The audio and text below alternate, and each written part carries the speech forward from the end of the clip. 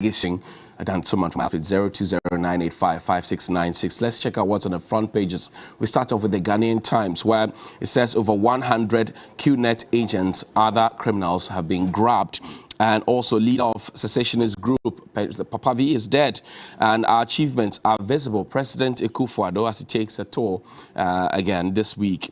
Government to roll out CRM policy in third quarter. That's for the Ghanaian Times. What's next on the BNFT this morning? It says 10th edition of the GEF starts today. Government payroll is full. Venture into entrepreneurship. Finance Minister is selling young people. GNPC acquires more stakes in Jubilee 10 oil blocks for $199 million US.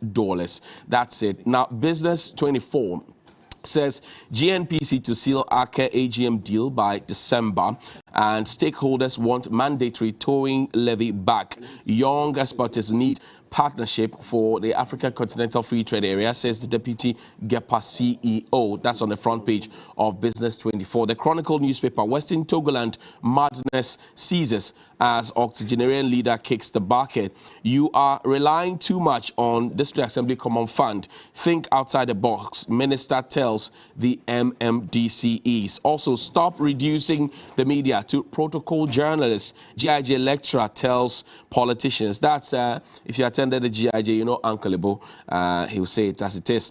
Well, the New Crusading Guide says Gomoa Pomaze, Chief Apata Kofi destooled, and Rambo-style demolition at Roman Ridge. And municipal works engineer usurped powers of the Ayawaso West MCE, signed demolition permit for 5,000 Ghana cedis. My policies, flagship programs are bearing fruit, President Akufo-Addo says, so we'll get into that detail. B, traditional area gets new queen mother, and allow living spouses take key decisions during funeral rites of partners. Sofuchi Abusum, once upon a time, wanted to be president of the Republic. Economic Times, Ghana awaits $1 billion US in SDRs from IMF. Digitization agenda. NCA warns telcos on sending unwanted text calls to subscribers. And on cybersecurity, the Bank of Ghana cybersecurity systems hailed as ahead of digital currency launch. The Finder newspaper, which is a final one, the ADB invest over 100 million Ghana cedis in 17 1D1F companies, according to the board chair. Breach of local content law, Seaboard, Lords NPA, and Energy Ministry for acting on petition. Killer lamps removed from 1,480, I beg your pardon, vehicles in 1 week. That's the National Road Safety Authority. My policies, flagship programs are bearing fruit, President Akufo-Addo, and 28% hike in fuel prices in 10 months, is due to 65% and higher hikes in price of imported products. That's what we have here on the front pages by way of papers. Now, let's find one with the Daily Graphic. GNPC acquires interest in Jubilee 10 fields, and police probe death of 2 toddlers. That's the front page of the Daily Graphic. Building entrepreneurial state U-Bank to support youth. That's what was announced by Mr. Ken Oforiatta in Parliament. Remember that there about Tampa Cares. Daily Guide. Daily Guide's Thomas Fosu Jr. laid to rest. May he rest in peace. And my pro-poor policy is becoming fruitful. Nana, President tours Central Region. Papavi dies at 87, and Ghana-Guyana chart new course. In fact, Papavi had said that if the course he was charting had not come to light and God takes him, he would know that then God doesn't like him. Well, now he's gone to be with the Lord. I don't know what that means. But good morning to you, Lieutenant Colonel Issa of the Ghana Army, and also a special good morning to you, Flight Lieutenant Mark Ankra and Lieutenant Colonel Twa Lai, and all the guys at the FPR. Good morning to you as well. Captain Nicholas Lai. Well, happy birthday, 81st birthday to Madame Charlotte Oluwaibun Hughes. That's my big auntie. It's your birthday today. Happy birthday to you, Auntie Charlotte.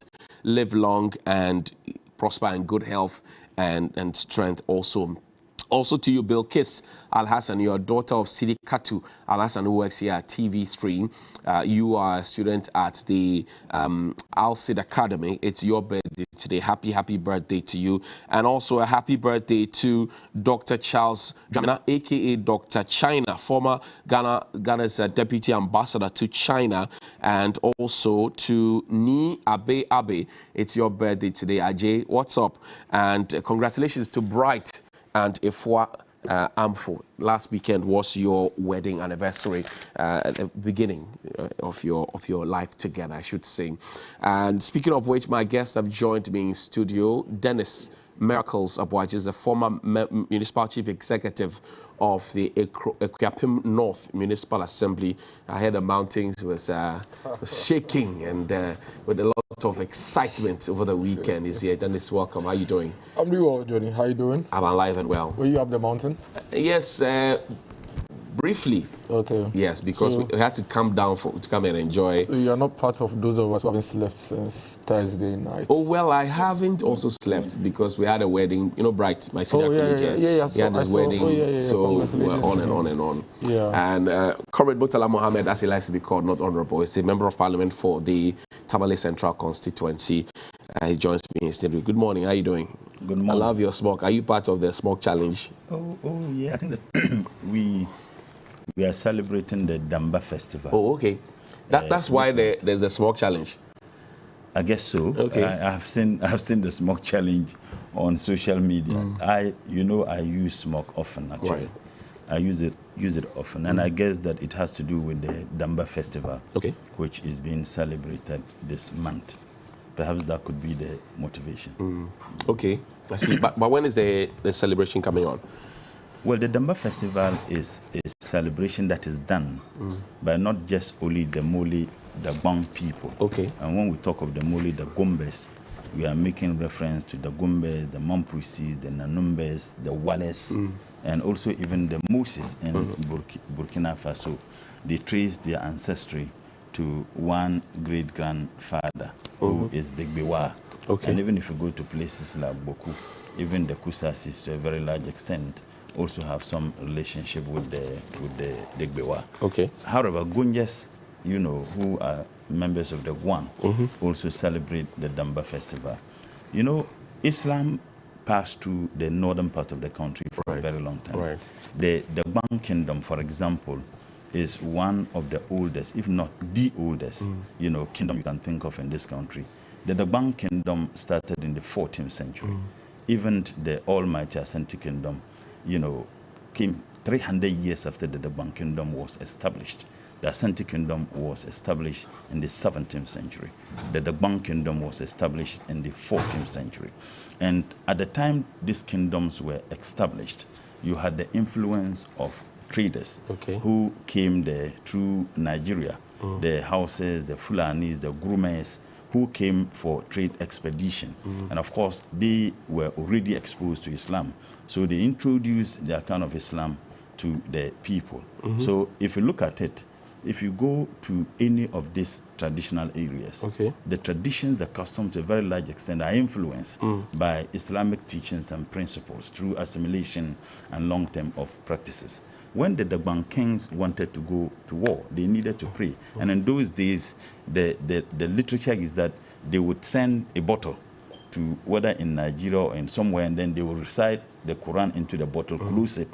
They will bring it, then they gather, and then they all open. When they open, the assumption was that the prayer that was done in the bottle would get to all of these people. So there is huge influence. So the Damba festival is marked to celebrate the birth of Prophet Muhammad.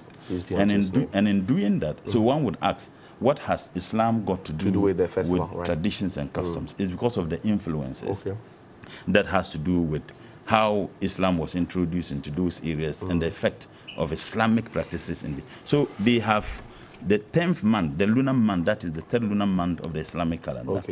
On the 10th day, that is what they do, the Somo Damba. The Somo Damba, they gather, they read Quran in the morning. That's on the 11th day. After the 10th day, the next day, they read Quran in the morning, slaughter a bull, and then they do prayers. Then in the evening, there's someone who would lead. They get it, someone who will lead in the royal family or one of his sub-chief. But the Yanna, for example, wouldn't come out in the morning. He comes out in the evening where the dancings are done. And anybody who wants to dance, you would come to the Yana and seek his blessings before you go and dance. You go and then dance. In fact, he moved in there in a somber mood where the drums and appellations are said. So after the Sumo Damba, they wait on the 17th, which is the Nadamba. It also comes with a lot of dancing. And when the moon appears, you know, the 10 days, within the 10 days, you have young people who will be going to the chief palaces to be learning how to dance and the culture and then the feast. Now, when the Sumo Damba is done on the 7th day, they have the Nadamba. After the Nadamba, there is something we call the Bielkulsi. The purpose of it is that it's an opportunity for families to come together so that you can do an evaluation of the past year and also have programs and projects in the coming year. So it is a very beautiful culture. I see. And it's a culture that is also used to unite people. And as a politician and as a young person, I just want to urge my colleagues and urge everybody that we should reflect over this. The coming together, the celebration should be an opportunity where we forge ahead in unison and in unity and see how best we can help improve the living conditions of our people, particularly in the northern part of the country, by creating the necessary opportunities.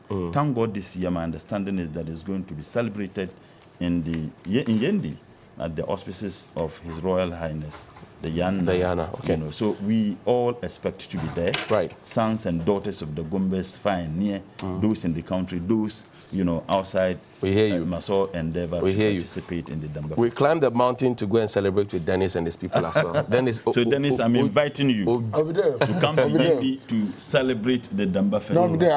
I have a smoke, a similar color. Similar thing. So you rock it and go. Yes, If I'll you come. need a smoke for the purposes of the celebration, There's a different one to give you a different smoke. Oh no, I'll be there. I'll come. Ojira? I've enjoyed the narration. Okay, I enjoyed that. That's good education. Thank you very much. Ojira, so let's get into it as well. I know that people just see the fun side of it, the partying, but what really is the significance, if you can share? I think Ojira, it's the moment of purification. It's the moment where we purify, you know, the community, we purify the society, we cleanse ourselves, we pacify the owners of our land and make peace with ourselves.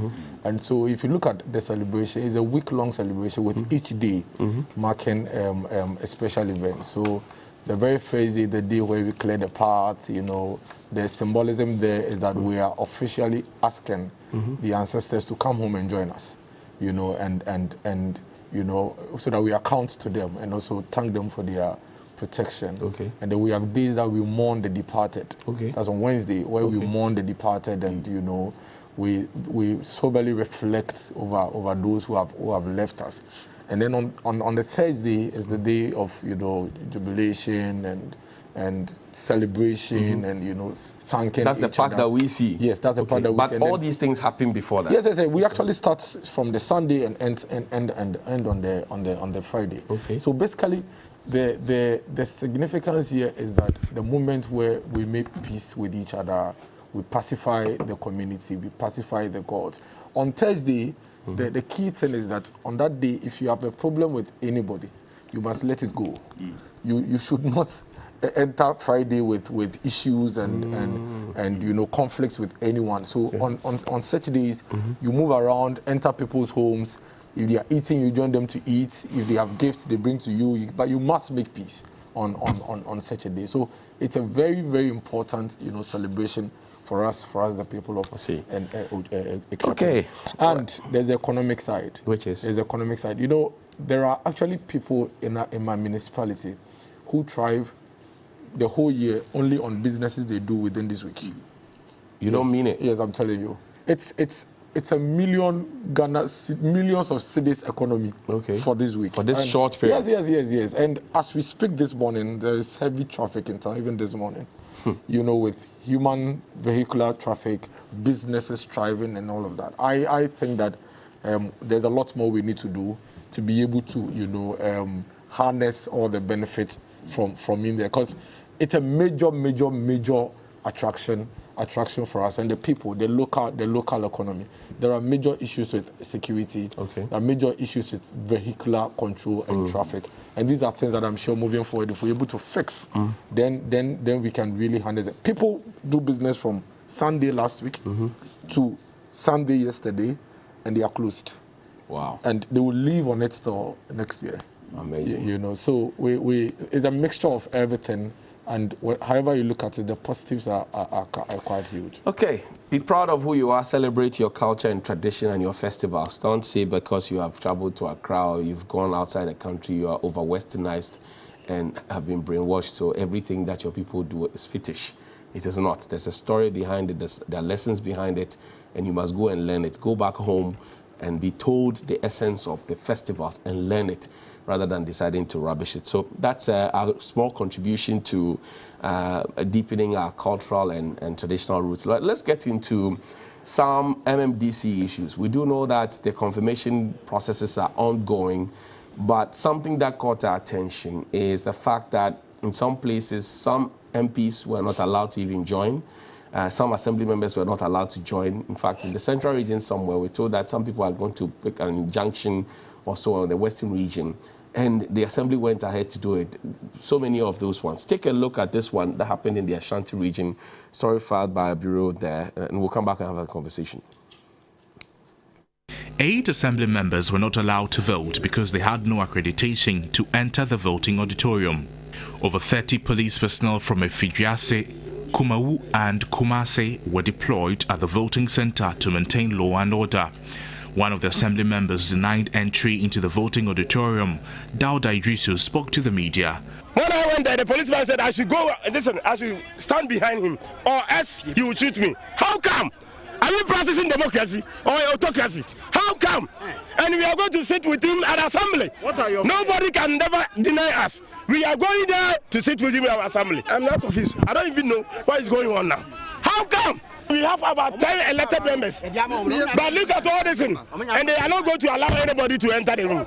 The nominee, Samuel Adaya Jekum, who was confirmed after being rejected 2 times, wants all stakeholders to be united in developing the districts. I'm a symbol of unity. That has been my passion. We have a common enemy. It is illiteracy, famine, and then diseases. These are some of the things that we are fighting against. Nananom, that is the traditional authorities, the party people, all those who matter. We are together and we are prosecuting the vision of His Excellency Nana Addo Dankwa Akufo-Addo. So that's it. Dennis, so I'm sure some of the issues have come to your attention. Good morning to Richard Asante. I said he likes the narration that both of you did.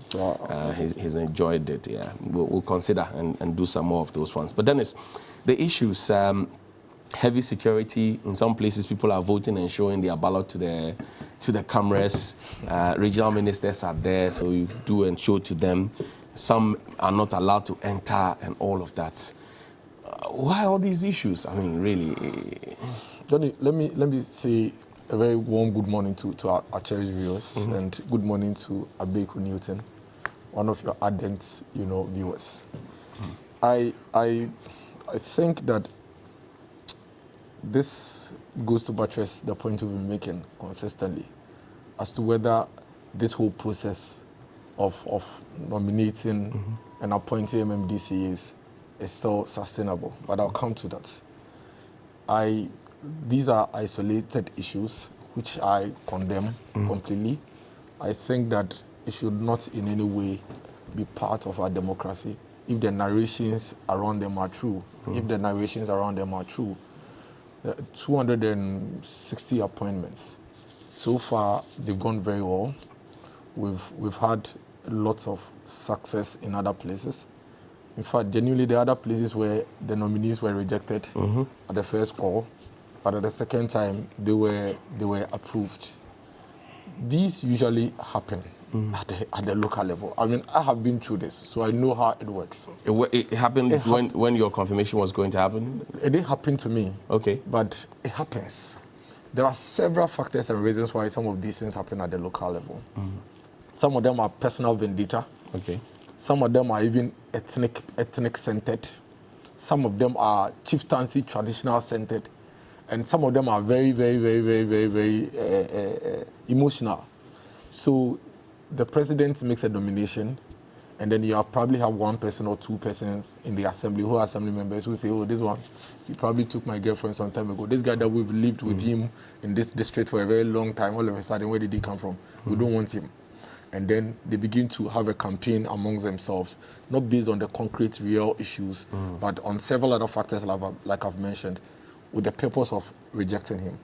You also sometimes have the internal politicking, where someone thinks that, well, if Comrade Mutala is rejected, I am likely to be nominated. Okay. So they pay what we call losing bonuses. and you know, I'll tell you something funny. Tell me. So when they are going to vote, and maybe the nominee says that, oh, when you're coming your TNT, you can have 500 cedis to come and vote. And then the one paying losing bonus will pay 100 cedis. They will take your 500 and still have an eye on the 100. Vote against you so that they get 100. Really? Yes, but 500 is more. They don't mind. There's another 100 that they can make. There are others who also have the mindset that, well, we'll confirm him, but let's take him through the 3 processes. So that the first instance, we take his 500, we reject him. Second instance, we go and request for more, we reject him. And then third instance, he gives us and we vote for him. These are realities. Money-making venture. Yes, they are realities. They are facts.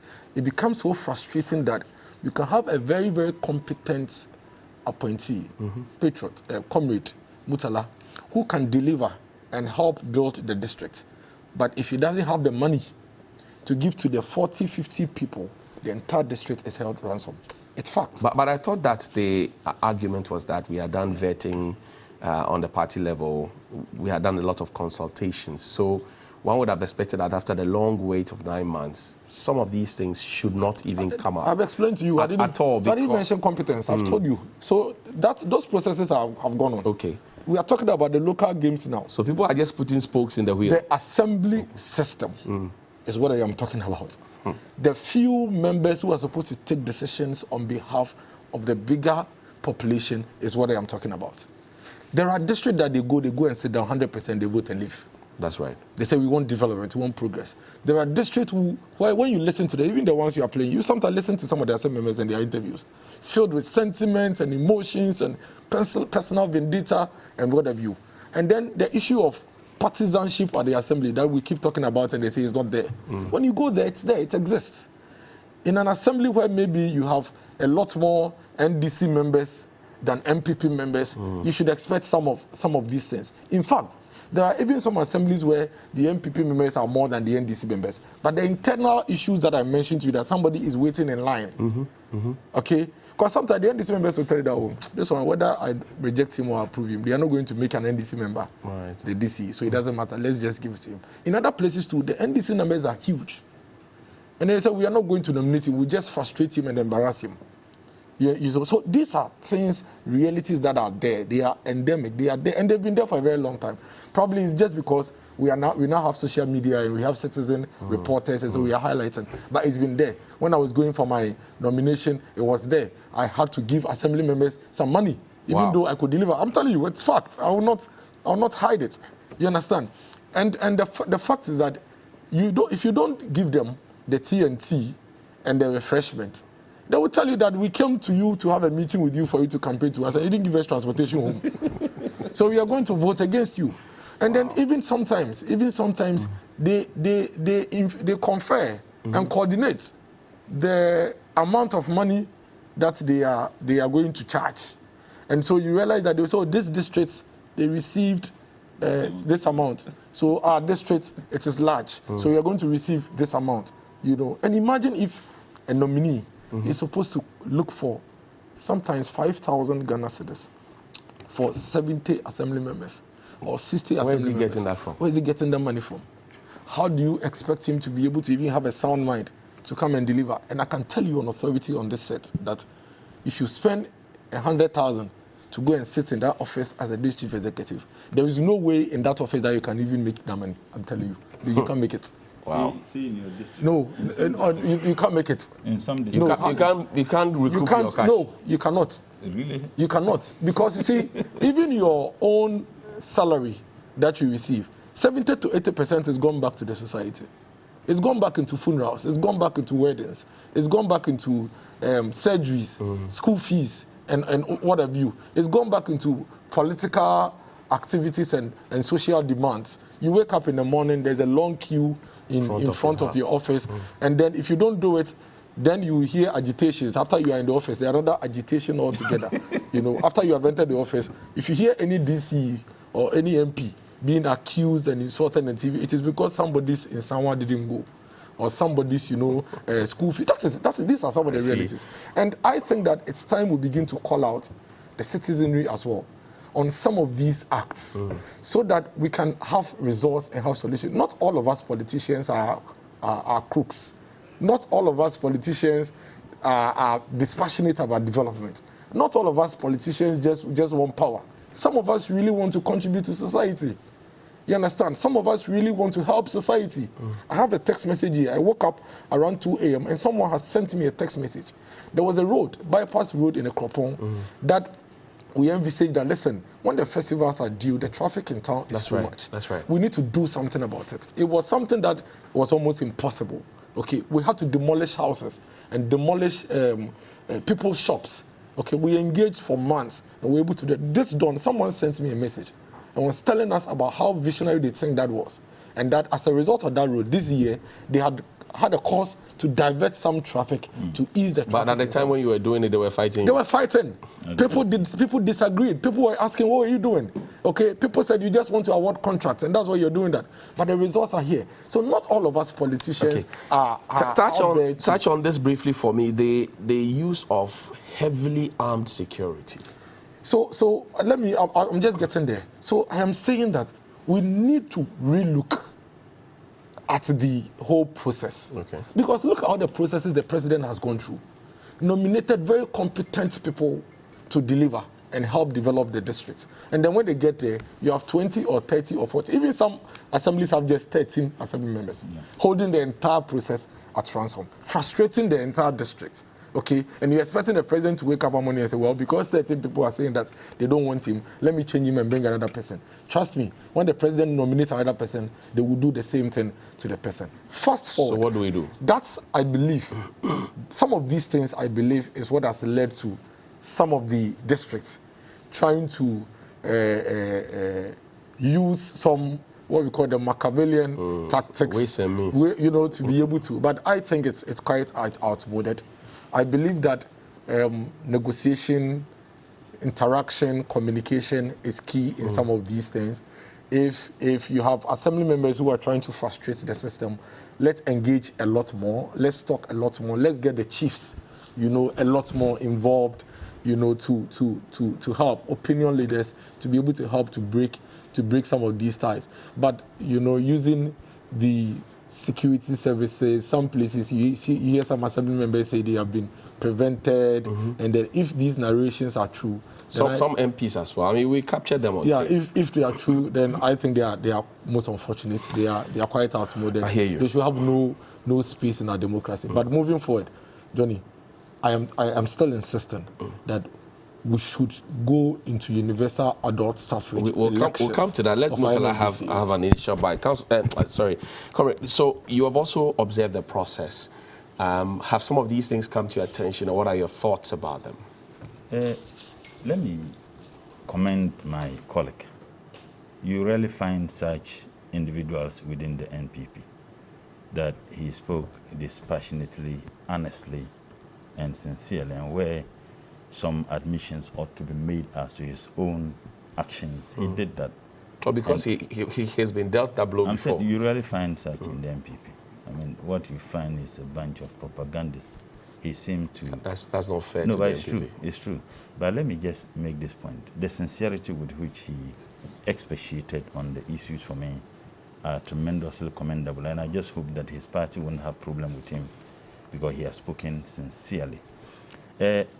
Maybe there is a story I have never told you. Which is?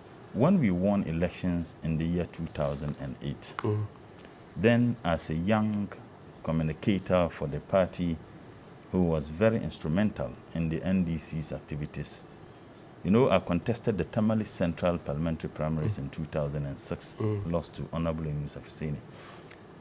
I remember the day I lost to him. We were about 9 candidates, including him. Those who were there at Pecona Gardens, I was the only person who congratulated him, followed him to his house, supported the campaign. That night... The other 7 didn't? Well, some even angrily stormed out, and those who were there can attest to this. That night, at least two of the aspirants, those who contested with me and Honorable Minister, called me to their homes. And my current constituency chairman, who was instrumental in my campaign, and there's a gentleman called Alhaji Sobut.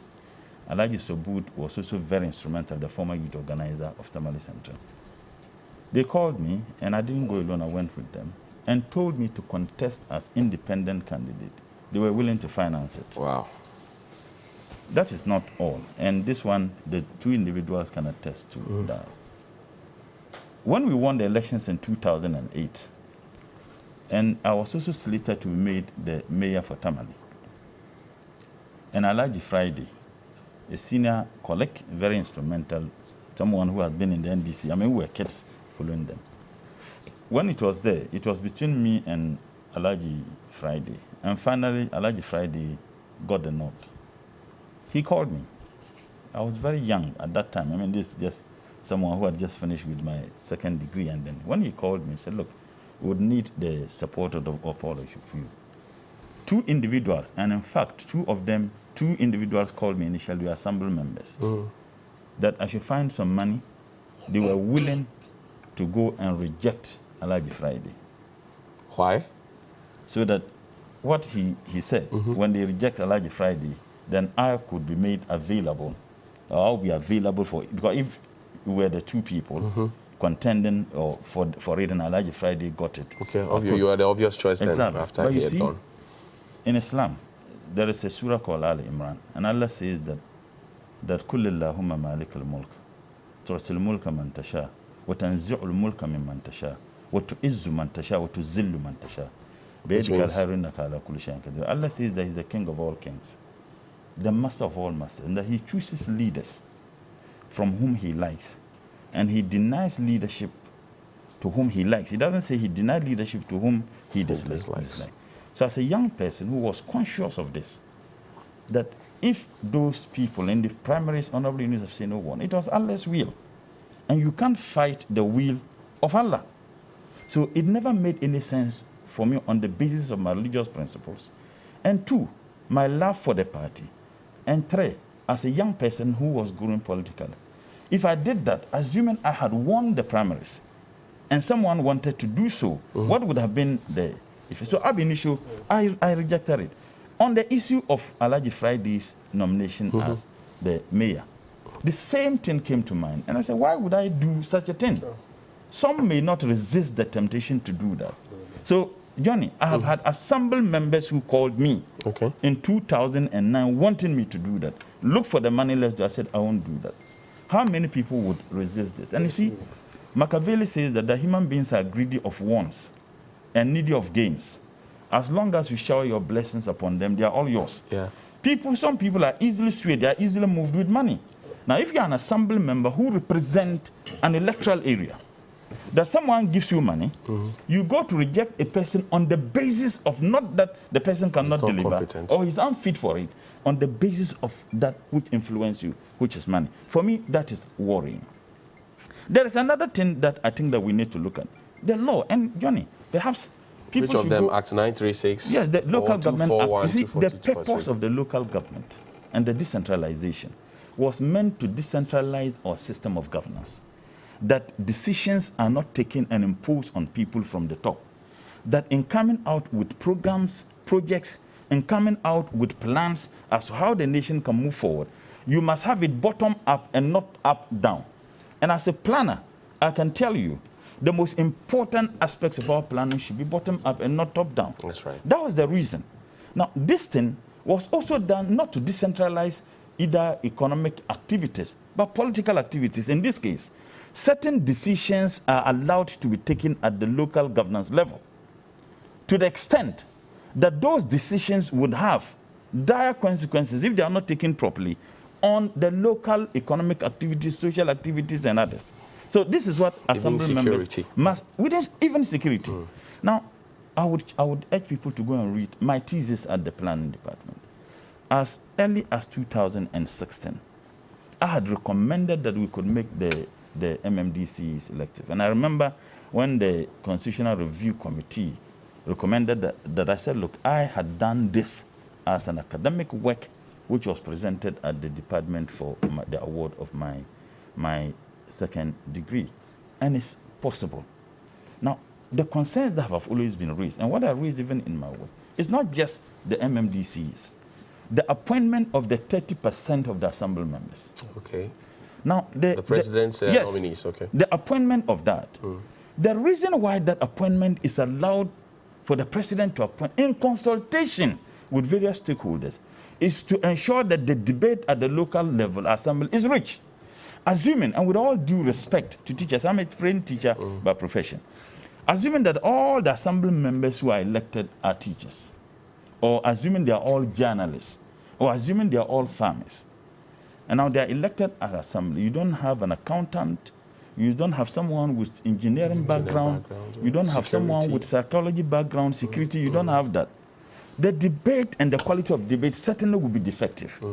The framers of this act, and the reason why that was made available for the president to appoint, is that you appoint people of backgrounds that are lacking in the assembly based on who were elected, because you can't determine to the electorate who they should elect as the assemblyman. So assuming they elected people who have the same background, now it gives you, the president, the opportunity to elect people of varied backgrounds, so that the richness of the debate at the assembly and the kind of decisions you are taking would be very quality. Unfortunately, and this one is not just NDC MPP, and I've said it, and I'll say it unapologetically. Right. Both parties, at least the two parties who have had the opportunity to govern this country, they are most often they appoint party people. In fact, check, and I will challenge your media house, find out the number of people appointed. Either they are constituency executive or they are party people. So the issue of getting people of different and varied background is certainly not taken into consideration. That is the reason why some of the problems are. But the president is advised, I mean, from the local level, who to appoint. You see, that's why the president appoints in consultation. Right. Now, what I expect that our leaders could do, that even if you want to appoint party people, demand that A, B, C, D are lacking on the number of assembly members who are appointed. Right. Get a party person who has an engineering background. Get a party person who has a journalistic background. Get a party person who has economics background, security, so finance. They can still get that, but that is not what is happening. Even in the local, who take the decision is the party. Take a district, for example, let's say Savulgo Nantong or Nantong district. They would appoint people. Those who would take the decision are the very party executive and people. So they appoint party people without taking into consideration the background. So that is the concern. But what we have experienced, the moneycracy has been tremendous. There have been series of allegations of money buying given to people, and to some extent, embarrassingly, allegations of assembly members demanding the amount of money that should be paid to them for the approval. But in the central region, some assembly members called a press conference and they wanted to return. Yes, you see, what you also experience that those who give the assembly members the money may be contractors, they may be businessmen who have interest at the assembly. That Dennis should be MC so that I can get my road contract. So at the end of the day, if Dennis is financed by a businessman, a contractor, to give this money, he would remain bondage to the whims and caprices of this contractor or businessman who financed his approval. And Dennis, you claimed that most often you find this in areas where you have opposition. I can tell you, go through. Where we had a lot of these rejections are areas that the MPP is stronger. But you also stated that, if you spend about 100,000 Ghana cedis, there is no way you can recoup that 100,000 Ghana cedis. It's possible, maybe in your case. As a member of the Public Accounts Committee, these issues came up. The thievery and clearly with the response they give to members of the committee, you just find that they spend those monies in the approval of the MMDCE. Okay, thank you. I'm being honest with you. He says he disagrees. Look, What's your point of disagreement? Because it's just a wild allegation. He has no basis. He has no basis to that. Okay, give me quickly. I just told him as a member of the Public Accounts Committee. Now, if you have coordinating directors and directors of finance appeared before you, and then they claim that we spent about 100,000 or 70,000 in the approval of the DCE. Then you ask them, how did you spend that money? Hold on. You ask them, this is the public hearing. No, go and link. But that's the. You ask them, how did you spend that money? Rental, and then you spend 60,000 Ghana allowances for the assembly members. You know they're entitled to that. Rental allowances have got nothing to do. No, they are entitled to it. Every assembly meeting. The allowances are insulated of the money spent for the purposes. No, but that's the fact. Allowances are insulated of the money spent for the purposes of approving the DCE. So you think that the allowances are allowances. You think they are being induced? Your thoughts are wrong. You think they are being induced? The coordinating directors. The coordinating directors. They are demanding what? The assembly members. The coordinating directors. The directors for finance. They are not being induced. Because they want the newly appointed DCE to see how good they are. They go on their own way. Spend money, give him the money for the purposes of having these people approved. Maybe so that when he comes, we'll have to move on.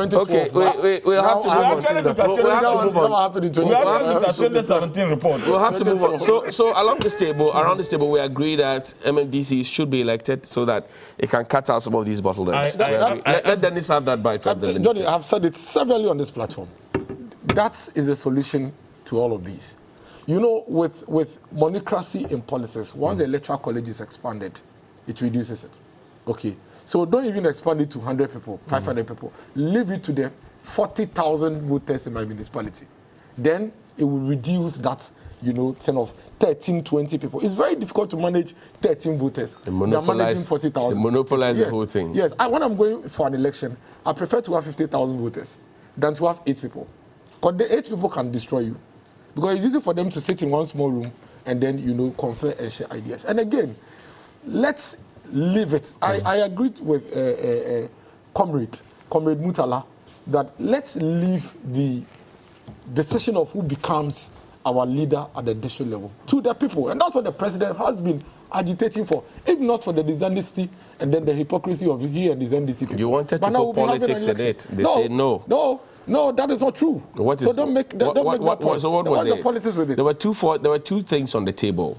Article 2431, which says that the president has the power to appoint, which you prepared a bill for to have that amended, that the president will have to appoint. And then there's Article 55.3, which also talks about the inclusion of politicization of it at the local level.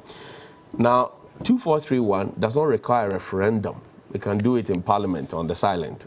55.3 is what requires a referendum. Yeah. So let's get the two straight. You wanted to do 2431 and 55.3. Now, the NDC's position, if I remember, which is why they walked out, even at the time when you had 169 seats, and you could have gone ahead to amend 2431. I'm waiting for you then. Okay, now, so that's the big. There was the introduction of politics, partisan politics at the local level, correct? I use an exact word, hypocrisy, and double standard. Hypocrisy is when the NDC and the MPP started this process on the same wavelength from day one. Okay. They worked with us without raising any of these issues you are raising for them now. Okay. I'm not raising for them, please. Don't put a cap on. No, but you are saying don't put a. I followed the conversation thoroughly, which is why I'm able to recollect it, even from the position of Parliament. The issues that they raised. They raised it at the point when we are at the final stage, and yet they were part of the process. I tell you, this referendum thing, I was a chief agitator, I was a key person. We have been working with them, even at the constituency levels. There were committees, bipartisan committees, MDC chairman, MPP chairman. We worked together, we wore T-shirts together. We worked on this whole process holistically, together. They never raised these issues. It was when they realized that the thing was going to pass, and the people of Ghana were going to support. They said, no, Nana Danko Akufo-Addo will take credit for it. And so they did a U-turn at that really? That was it? Yes, that was it. Okay. So it was at that point, because you see, they were at the committee level, They never raised this issue. It went past first reading. It went past second reading. It was only at the final... for both, for 2431 and 55.3? Yes, okay. Both of them. It was at the final reading. When they themselves had been part of the process and be part of all the readings and deliberations in Parliament, their final point, when they realized that, oh, no, Nanado would take credit for bringing elections of MMDCs, then they did... I am suggesting to you, that... Why, you said you are not speaking to No, I'm suggesting to you that in the last Parliament, and because I follow the issues, I'm suggesting to you that in the last Parliament, the 7th Parliament of Ghana, for the 4th Republic, the NPP had 169 seats. You do not go into... Hold on, I'm asking a question. So, I'm saying that there are two issues here. Finish and I'll tell you. Article 2431 does not require a referendum to be amended, which is what gives the president the power to appoint or to nominate a candidate, which will then subsequently, per Act 936, 70% of two-thirds majority of the members present and voting at the assembly would have to endorse. That's separate. 55.3 is what requires a referendum, which would then politicize our local elections. Now, if you are focused on making sure that indeed, with or without the NDC, we're going to have MMDCEs elected by the people, you could have just gone ahead and amended 2431, which would not require a referendum. The MPP are not hypocrites. We're very clear from the onset. We asked for a specific thing. Election of MMDC is on partisan basis. Was that the campaign promise in 20? Yes. Pick the manifesto. You say no. You tell me. You read for me. I don't have it here with me, so I can't read it. But that is exactly come on. Okay, so that is exactly what we said. Okay. Election of MMDCs on partisan basis. And when we started the parliamentary processes, are you sure that was your promise? Oh yes. I am telling you why. Because I remember I was campaign coordinator for my constituency. I remember that the president has said that 2 years into his administration, from 2016, by 2018, we're going to have the MMDCs elected. But why? Election on partisan basis, that one is not an election. Did he say partisan basis? No, but is that not an election? No, hold on for Mutala. I'm looking at the specific promise. If you have amended the promise along the line, that's a different thing. It was on partisan basis. That has always been the proposal. In the manifesto? Yes, and that is why when we started the process, the parliamentary process, that is exactly what we put on the table, and they were part of it.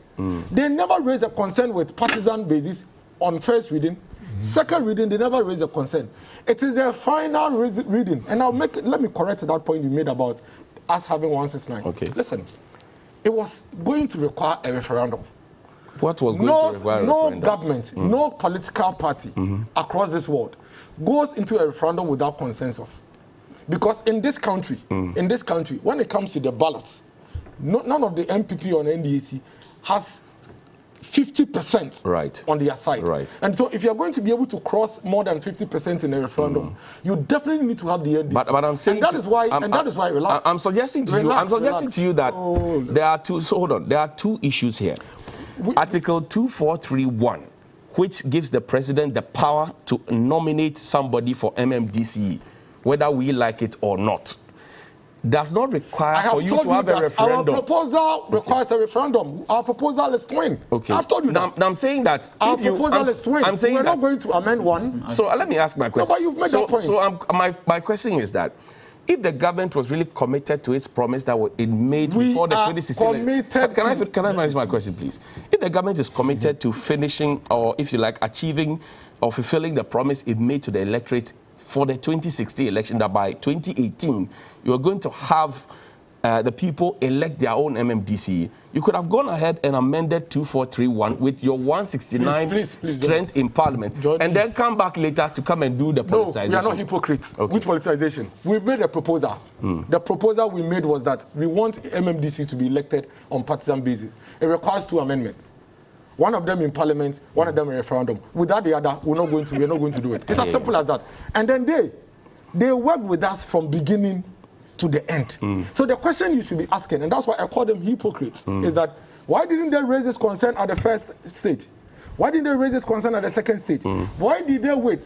When it was almost done and we were almost there, then they did a U-turn. In my constituency, I was moving around with their party leadership, sensitizing people to do partisan election of MMDCs. We haven't shied away from that. Okay. I still think that partisan election of MMDCs is the way to go. So where are we now? Our assemblies that we are talking about, isn't it partisan? So where are we now in terms of fulfilling that campaign promise? As the NDC, they put sand in our gari. You are in government now. They put sand in our gari, so you should ask them. I hear you. They put sand in our gari, so ask them, let them respond to you. Why they did that? Take a bite on this one. I hope why did you decide? Why did you decide to railroad the process?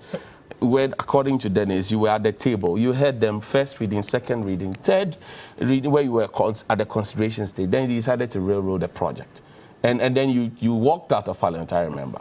Johnny, when Dennis made his first comments on the elections of the MMDCEs, I commended him.